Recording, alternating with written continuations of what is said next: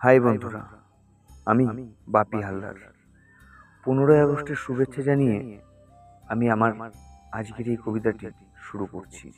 কবিতার নাম মাঝে আমার সবার সেরা। শান্তিপ্রিয় ভারত আমার, নানা রকম বৈশিষ্ট্য তার, বিভিন্ন সব কীটপতঙ্গ বটবৃক্ষ কোলে তাহার। তাহার বুকে আছে দিঘি, সমুদ্র আর নদী, তাহার কোলেই জন্ম যে নেয় মহাবীর আর কবি।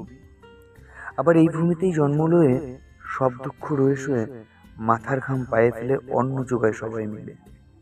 আবার সেই মাটিতেই জন্ম নিয়ে অনাথ শিশুরা রাস্তা দিয়ে ঘুরে বেড়ায় খিদে নিয়ে। আবার সেই মাটিকেই ভর করে গোলাপ ফুটে বৃক্ষ ভরে, শিউলি ফুলের গন্ধ ভরিয়ে দেয় দিক দিগন্ত।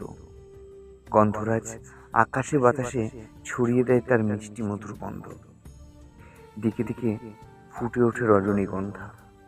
কখনো বা দেখা যায় মায়ের মুখের মিষ্টি হাসি, কেউ বা হয় বন্ধা। ব্যাখ্যা দিয়ে শেষ হয় না বসুমাতার বর্ণনা।